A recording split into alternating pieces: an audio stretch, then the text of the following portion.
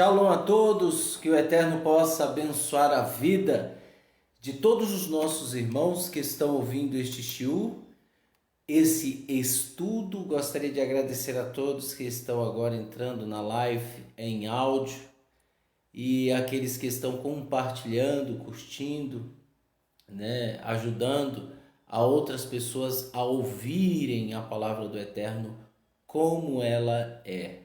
Simples, objetiva e recheada de essência.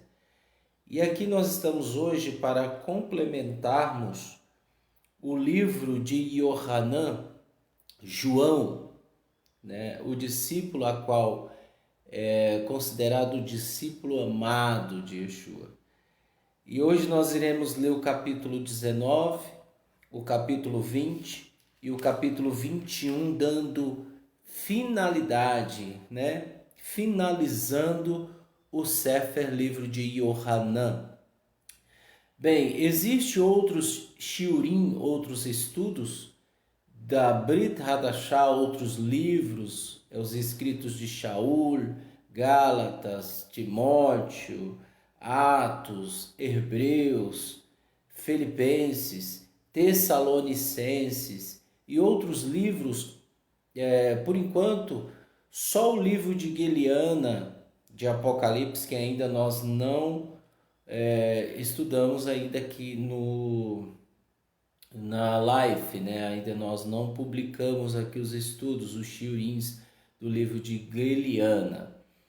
Por quê? Porque muitos estudos, né, e muitos estudiosos também têm colocado várias baboseiras, digamos assim, do estudo do livro de Apocalipse que as pessoas não entendem. Então é necessário você conhecer bastante as escrituras para que você possa compreender o livro de Apocalipse, tá? É muito interessante você conhecer. E na maioria das vezes, as pessoas não conhecem, elas desconhecem as escrituras. Então, por causa desse desconhecimento por parte de várias pessoas, então nós não aqui publicamos e não vamos publicar por enquanto o estudo de Guiliana. Tá? Nós temos o livro de Enoque, o livro que fala também da era apocalíptica, né? A era do Messias, a era do Mashiach, que também tem várias coisas ali misteriosas que muitas pessoas não irão entender. E é por causa dessa carência, dessa ignorância por parte de alguns, que são a maioria, nós não disponibilizaremos o estudo do livro de Guiliana.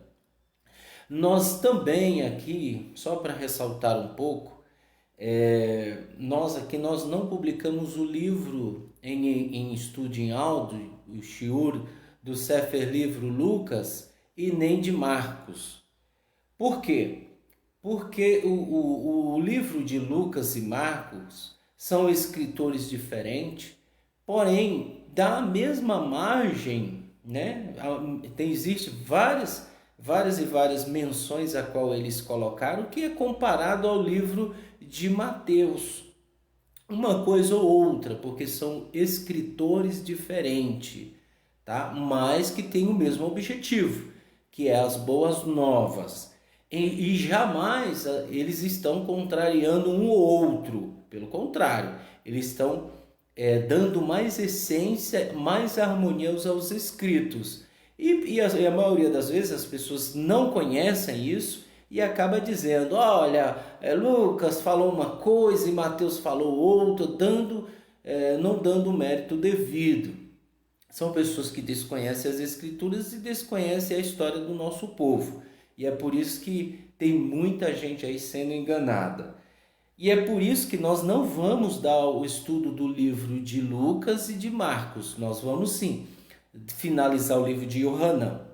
Nos próximos, nós vamos estudar agora a fundo o livro de Josué. A cada capítulo, nós vamos ler a cada estudo, a cada shiurim, a cada shabat, nós vamos ler 3 capítulos e dando as explicações. O livro de Josué, ele é o que é ali onde a segunda geração de Moshe, onde eles entram na Terra Prometida. E há muita coisa boa nesse livro, há muitas revelações. Então, você que está aqui acompanhando através do Facebook, através do canal do YouTube, né? Logo nós iremos colocar aqui, assim que eu tiver um outro celular, eu vou disponibilizar também no Instagram em vídeo, né? E só que no Instagram vai ser uma hora de vídeo. Aqui às vezes a gente passa porque o Facebook ele é ilimitado nessa questão. Já o Instagram ele é limitado, então vai mais ou menos 1 hora. Então quando estiver completando 1 hora a gente finaliza ali. E dando continuidade no Facebook, mas são de 20 a 30 minutos a mais a diferença, tá? E então nós vamos ler o Josué e o Roshua, né? Que é depois do... Desculpa, deixa eu ver se é isso mesmo. É isso mesmo, depois do livro de Devarim, né? O quinto livro da Torá, que é Deuteronômio. Aí nós vamos até mais ou menos 24, capítulo 24 do livro de Josué, onde finaliza. Aí depois nós vamos para Juízes, que é Softim, Juízes. E aí nós vamos para 1 Samuel Aleph, aí depois 2 Samuel Aleph.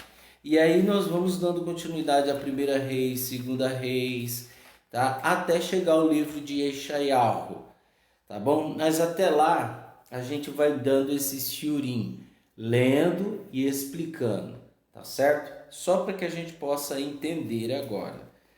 E lá, depois que acabar tudo isso, sabendo nós de toda a história, de todo o contexto das escrituras, aí nós vamos passar para as parashot, né? A parashá semanal. Isso mais para frente, isso daqui, acho que provavelmente ano que vem.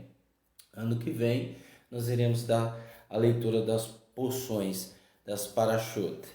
Então, que é as mensagens da Torá, tá certo?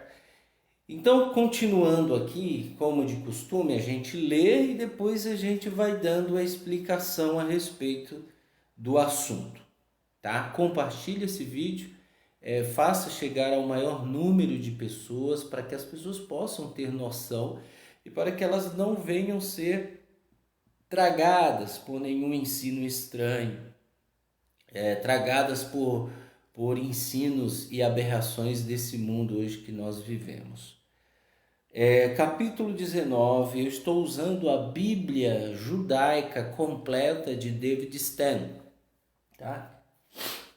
Capítulo 19 diz o seguinte, nós vimos aqui nos capítulos anteriores que Yeshua tinha sido traído, ele foi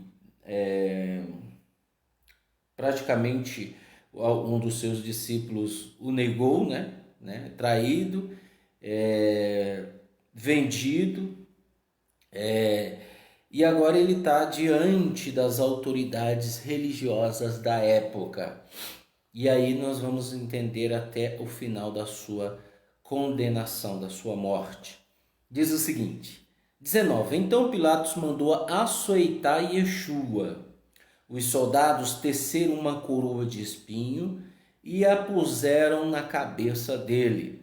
Vestiram-no com uma capa de púrpura e chegando a ele diziam repetidamente, viva, rei dos judeus, e lhe batiam no rosto.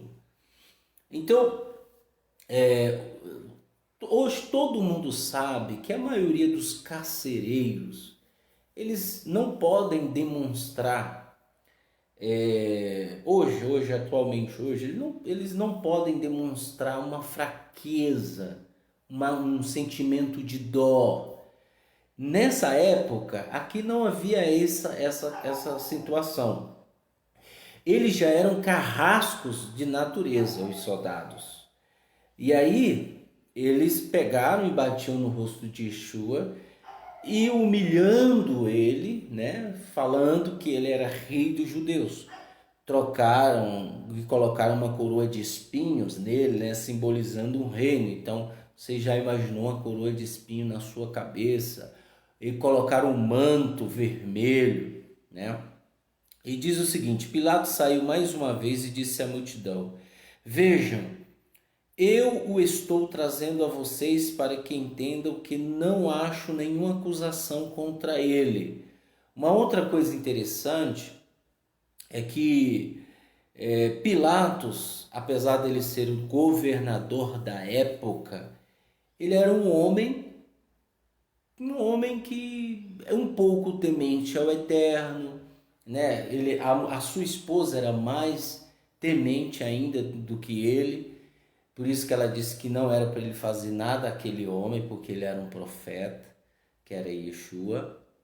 E ele disse: eu não tenho nada contra este homem, um homem justo, um homem que vê pelo lado da razão, pelo óbvio. E então Yeshua veio para fora usando a coroa de espinho e a capa de púrpura. Pilatos lhe disse: olhe para o homem. Quando os principais Kohanim e os guardas do templo o viram, gritaram: executem-o em uma estaca, executem-o em uma estaca. Né? Mas Pilato respondeu: leve-no e o condene à morte na estaca, porque não encontro nenhuma acusação contra ele. Os habitantes de Judá insistiram. Temos uma lei e de acordo com essa lei ele deve morrer, porque se declarou filho de Deus. Ao ouvir isso, Pilatos ficou mais amedrontado. Então, de acordo com a lei, né, ele se declarou filho de Deus. E aqui não só isso, ele se declarou ser igual ao Eterno. E na época não se podia falar isso. Eu sou Elohim, eu sou Adonai de Sebaot. Não pode. Essa expressão verbal de eu sou não pode ser falada, né? Então isso é interessante nós notarmos aqui. E uma outra coisa que estamos vendo aqui é que uma pessoa como Pilatos não estava cego. Ele não estava cego, o Eterno não o cegou, mas o próprio povo, né? O Eterno o cegou para que o condenasse. Então, para que a gente possa entender, existe lá em Abraão duas mulheres, uma é a escrava e a outra é a livre. A outra, que é livre, ela gera filhos da luz, ela gera filhos, né, da liberdade. Por isso que Yeshua disse: eu vos chamei para seres livre. E Agar, ela gera filhos para a escravidão. Ela gera filhos carnais que têm o objetivo de errar, de sempre errar o alvo. Então nós temos que entender que existe o mal e existe o bem. Existem os filhos da luz e existem os filhos das trevas. No momento em que eu dou uma forcinha para que, né, o Eterno venha, né, eu dou uma forcinha para o Eterno, né, eu não estou acreditando no Eterno. Foi o que Sara fez. Então ela concedeu a sua escrava para que Avraham a coabitasse com ela, e ela gerou filhos naturais, filhos que iriam errar. Então eu estou dizendo aqui, não estou afirmando, mas de acordo com o que Paulo fala, ele fala que os filhos da livre são aquelas que irão reconhecer Yeshua. E as filhas da escrava são aqueles que não irão reconhecer Yeshua. Então o motivo deles entregarem Yeshua à morte é porque eles eram filhos da escrava. Ok? Então isso é bastante interessante a gente notar, porque há essa menção de Paulo sobre isso. Tá? Então, continuando. Voltou ao quartel-general e perguntou a Yeshua: de onde você é? Yeshua não lhe respondeu. Então disse Pilatos: você se nega a falar comigo? Não entende o que tenho poder para libertar e para executá-lo em uma estaca? Yeshua respondeu: você não tem nenhum poder sobre mim, se este não lhe fosse dado do alto. Por isso, quem me entregou a você é culpado de um pecado maior. Quem me entregou a você é culpado de um pecado maior. Ao ouvir isto, Pilatos procurou encontrar uma forma de libertar Yeshua. Mas os habitantes de Yehudá gritavam: se você libertar este homem, significa que não é amigo do imperador. Quem afirma ser rei se opõe ao imperador. Ao ouvir o que estavam falando, Pilatos trouxe Yeshua e se sentou na cadeira de juiz, no lugar chamado de pavimento, em aramaico, Gábata. Isso aconteceu por volta do meio-dia. Era o dia da preparação do Pêssar. Pilatos disse aos habitantes de Judá: eis o rei de vocês. Mas eles gritaram: fora, fora, executem-no em uma estaca. Pilatos lhe disse: querem que eu execute seu rei em uma estaca? Os principais Corramim responderam: não temos rei além do imperador. Então Pilatos entregou Yeshua para ser executado na estaca. Os soldados se encarregaram de Yeshua, levando a própria estaca, ele saiu para o lugar chamado Caveira, em aramaico Gólgota, e ali eles o pregaram na estaca com outros 2 homens, um de cada lado e Yeshua no meio. Pilatos mandou preparar uma placa que foi escrita e pregada na estaca, onde se lê: Yeshua de Nazaré, Rei dos Judeus. Muitos dos habitantes de Judá leram a placa porque o lugar em que Yeshua foi executado ficava próximo da cidade e a placa estava escrita em hebraico, latim e grego, para que todos soubessem, em hebraico, latim e grego. Então nós sabemos que o latim já era falado naquela época. O grego já era falado naquela época. O hebraico, principalmente, era falado naquela época. Os principais Corromim protestaram junto a Pilatos: não escreva o rei dos judeus, mas que ele disse: sou rei dos judeus. Pilatos respondeu: o que escrevi, escrevi. É rei mesmo? É rei dos judeus? Veja que mesmo eles não querendo, o Eterno permite que certas coisas aconteçam. Uma coisa aqui extraordinária que a gente vê, pessoal, é que Pilatos, apesar de ser um homem justo, né, aos olhos do Eterno, é um homem que usou a razão, o óbvio, ele foi assim contestado pelos judeus para não escreverem aquilo, para não escrever aquilo, rei dos judeus. E ele disse: o que escrevi, escrevi, né? Então isso mostra claramente que o Eterno usa pessoas. Quando os soldados pregaram Yeshua na estaca, tiraram-lhe as roupas e os dividiram em 4 partes, uma para cada soldado, restando a capa. Esta, porém, era de costura, tecida em uma única peça de alto a baixo. Disseram uns aos outros: não devemos rasgá-la. Vamos decidir por sorte quem ficará com ela. Isso aconteceu para cumprir as palavras do Tanar, que diz: eles dividiram minhas roupas entre si e tiraram sorte pela minha capa. Onde está escrito isso, Gleidson? Terrilim, Salmos 22, 19 e 18. Por essa razão os soldados agiram assim. Perto da estaca de execução de Yeshua estava sua mãe e a irmã dela, Miriam, mulher de Clofar e Miriam de Magdala. Quando Yeshua viu sua mãe ali e os Talmid, a quem ele amava, disse a ela: mãe, este é seu filho. E disse ao Talmid: esta é a sua mãe. Daquela hora em diante o Talmid a recebeu em casa.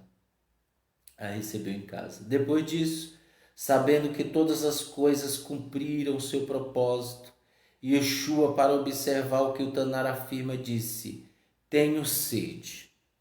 Havia ali uma vasilha cheia de vinho, azeite e barato. Então eles embebedaram uma esponja no vinho, revestiram-lhe com folha de orégano e a encheram até sua boca. Depois de Yeshua ter provado o vinho, disse: está consumado. E encurvando a cabeça, entregou o Espírito.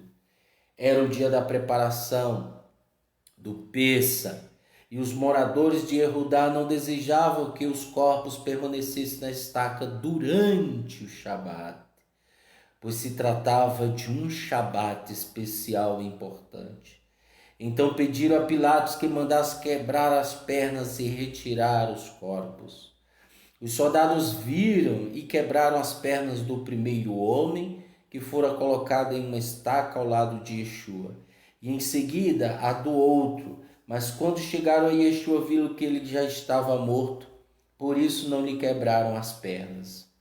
Entretanto, um dos soldados perfurou o lado de Yeshua com uma lança, e imediatamente saiu sangue e água. O homem que viu isso deu testemunho, o seu testemunho é verdadeiro. Ele sabe que diz a verdade, para que vocês também confiem. Porque essas coisas aconteceram para que se cumprissem a passagem do Taná. Nenhum dos seus ossos será quebrado. E novamente diz em outro lugar: eles olharão para aquele a quem perfuraram. Aonde está escrito isso, Gleidson? Está escrito isso em Zacarias capítulo 12, versículo 10. E também em Terrelim 34, versículo 21 e 20. Depois disso, Yosef de Ramataim, um talmidim secreto de Yeshua por temer os moradores de Judá, pediu a Pilatos o corpo de Yeshua.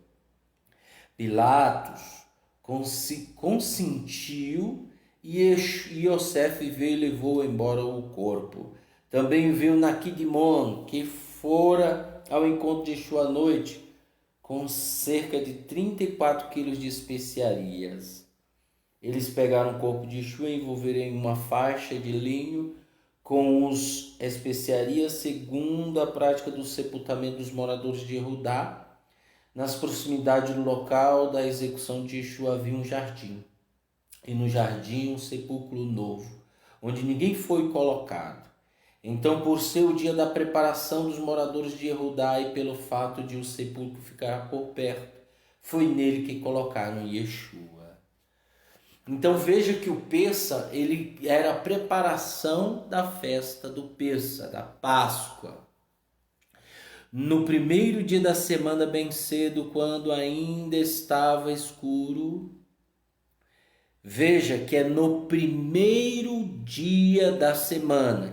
Aonde é o primeiro dia da semana, pessoal?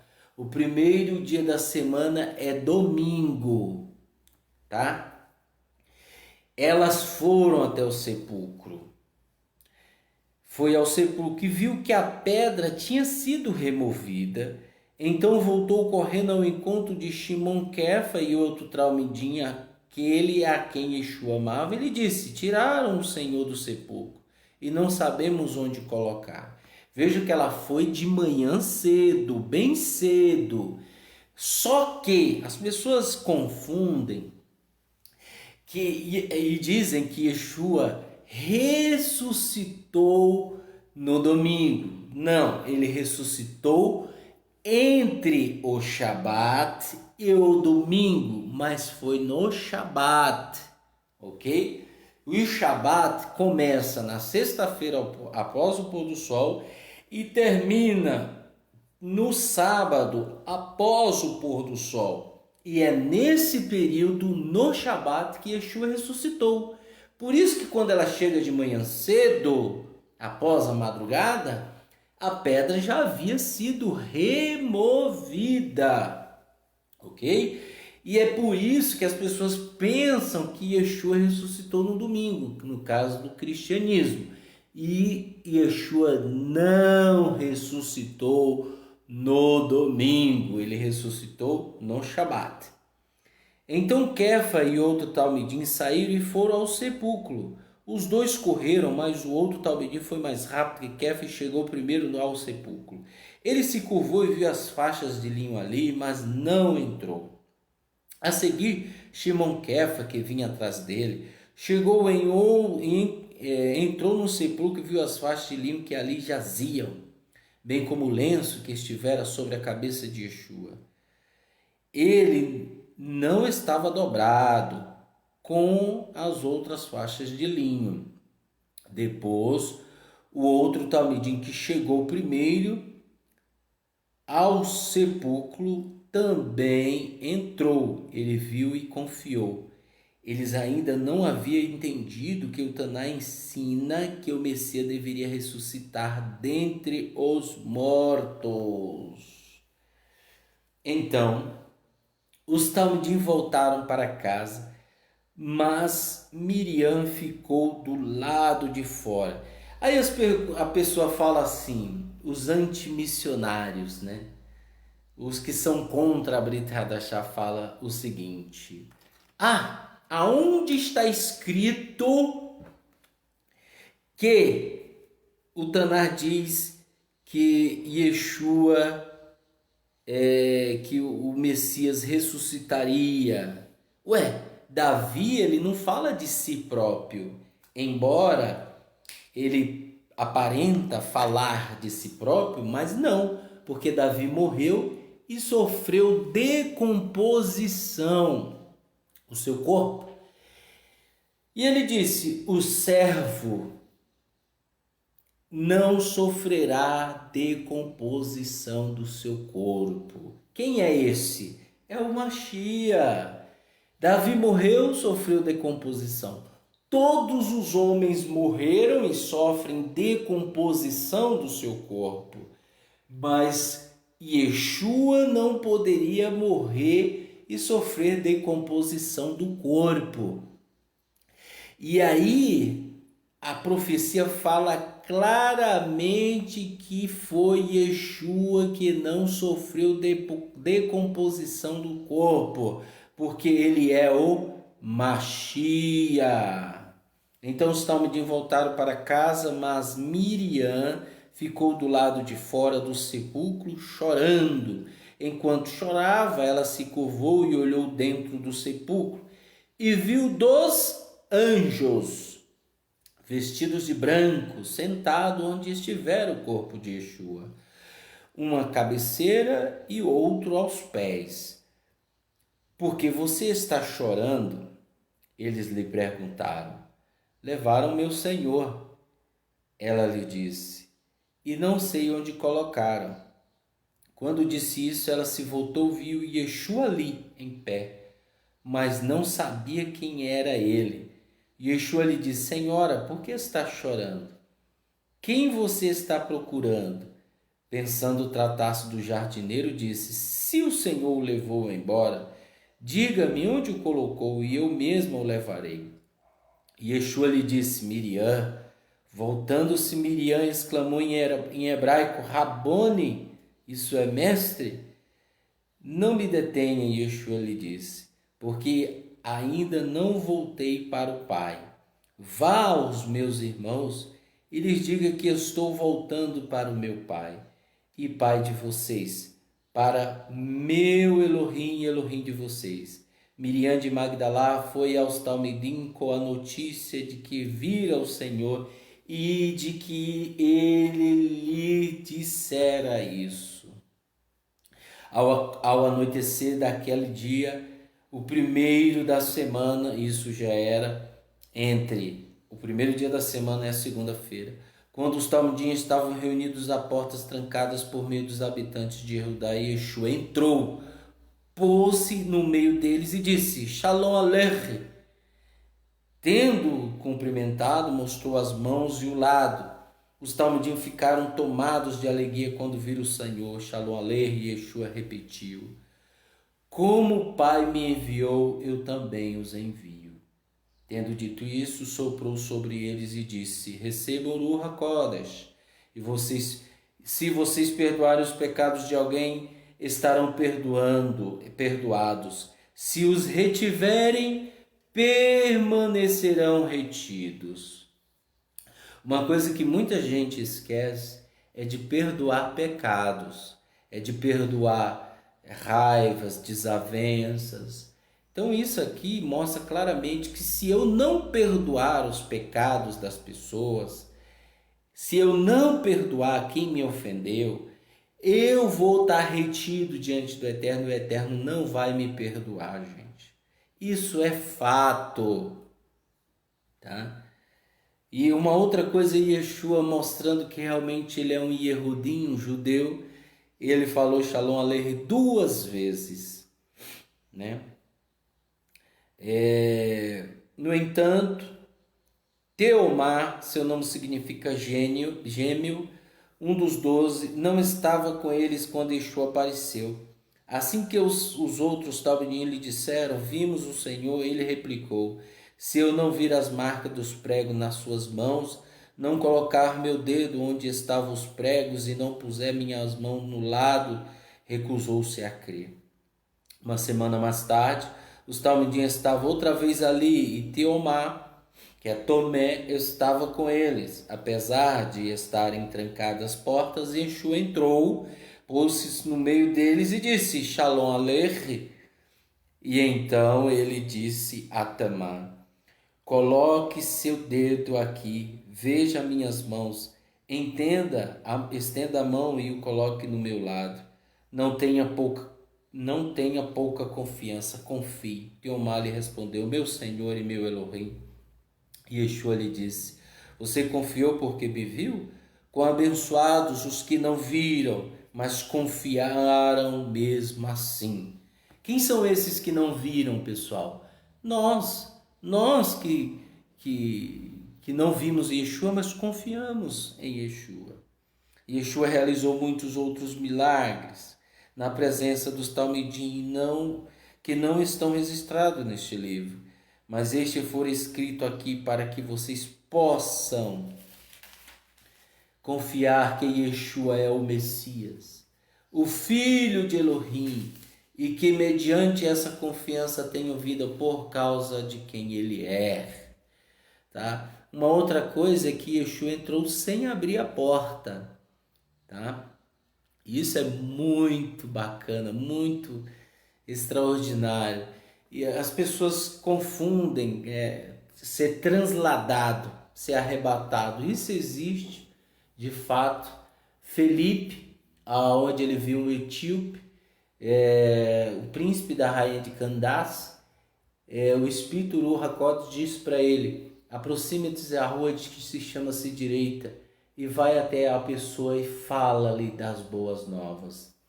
E ele foi e falou, e sabemos toda a história, e depois de ter imerso o eunuco, batizado o eunuco, ele foi transladado, ele foi tirado de um lugar e colocado em outro lugar.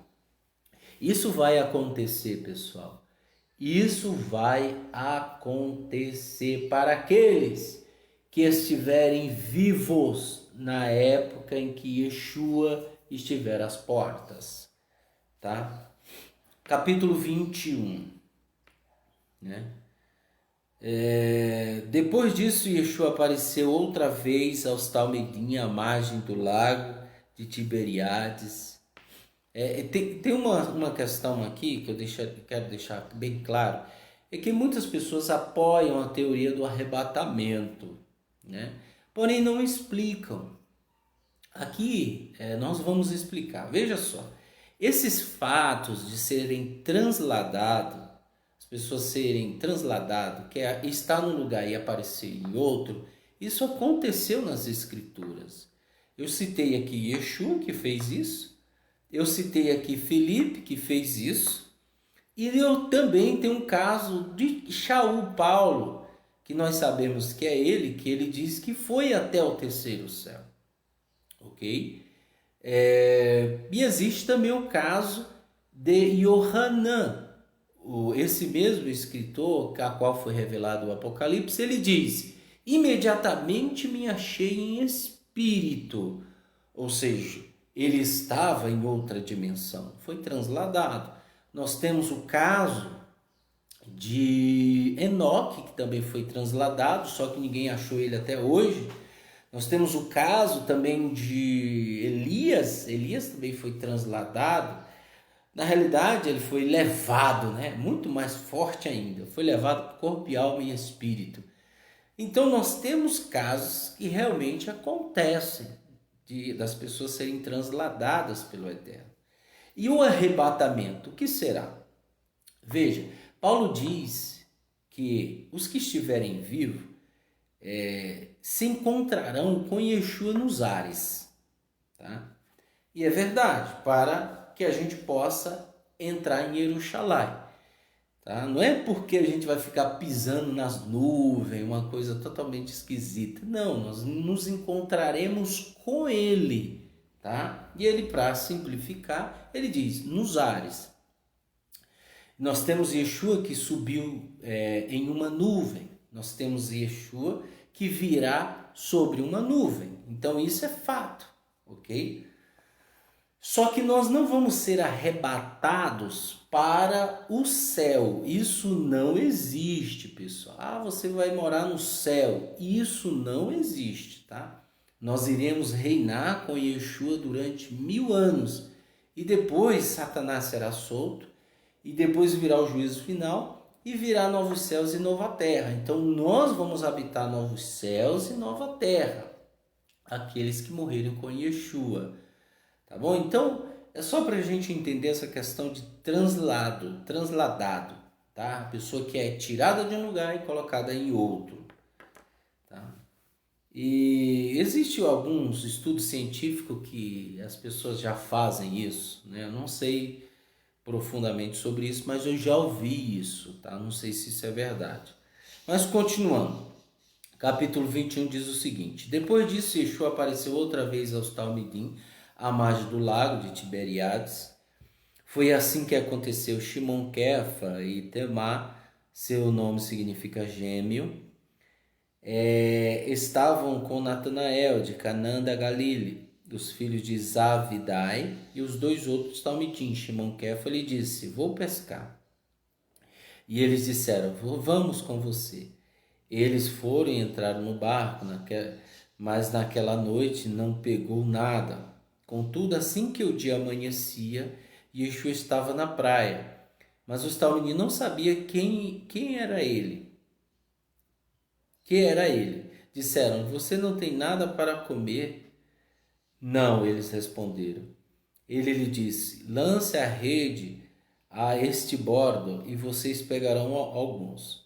Então eles lançaram a rede e havia tanto peixes que não conseguiam puxar a rede para dentro do barco. O talmidim a quem Yeshua amava disse a Kefa: puxa a rede para dentro do barco.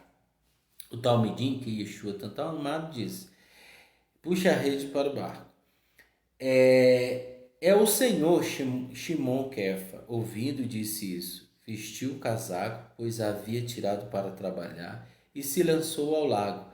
Mas os talmidim seguiram no barco, arrastando a rede cheia de peixe, pois estava a cerca de 90 metros da praia. Quando desembarcaram, viram ali uma fogueira com brasas, um peixe sobre ela e um pouco de pão. E Yeshua lhe disse: traga alguns dos peixes que vocês acabaram de pescar. Shimon Kefa entrou no barco e arrastou a rede para a praia. Ela estava cheia de 157 peixes, e embora fossem muitos, a rede não se rompeu. E Yeshua lhe disse: venha comer. Nenhum dos talmidim tinha coragem de lhe perguntar: quem é você? Pois sabia que era o Senhor. E Yeshua se aproximou, pegou o pão e o deu a eles, e fez o mesmo com o peixe. Esta foi a terceira vez que Yeshua apareceu aos talmidim depois de ter ressuscitado dos mortos. Depois de comerem, Yeshua perguntou a Shimon Kefa: Shimon bar Yohanan, você me amas mais do que estes? Ele replicou: sim, Senhor, você sabe que sou seu amigo. Disse Yeshua: alimente minhas ovelhas. Yeshua disse pela segunda vez: Shimon bar Yohanan, você me ama? Ele respondeu: sim, Senhor, você sabe que sou seu amigo.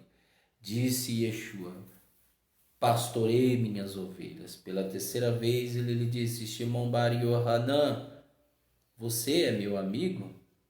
Shimon ficou amagoado por ter sido questionado pela terceira vez: você é meu amigo? Então respondeu: Senhor, você sabe todas as coisas e sabe que sou seu amigo. E Yeshua lhe disse: alimente minhas ovelhas. Sim, eu lhes digo, quando você era mais jovem, vestia-se e ia aonde queria. Mas quando envelhecer, estenderá as mãos e outra pessoa o vestirá e o levará aonde não deseja ir. Ele disse isso para indicar o tipo de morte com que a qualquer daria glória a Deus. E então Yeshua lhe disse: siga-me. Kefa se virou e viu que o talmidim que Yeshua amava de modo especial o seguia. O que estivera ao lado de Yeshua durante o jantar e perguntara: quem iria trair? Quando Kefa ouviu, disse a Yeshua: Senhor, e quanto a ele? E Yeshua disse: se eu quiser que ele permaneça até eu voltar, o que lhe importa? Existe uma teoria de que João está vivo até hoje por causa dessas palavras de Yeshua, né? Eu não duvido de nada, né? Que Pedro, assim, meio invejoso, digamos assim, né? Disse: e quanto a esse?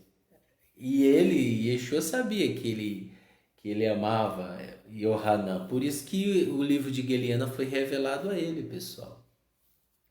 E aí Yeshua disse: se eu quiser que ele fique vivo até a minha volta, que te importa?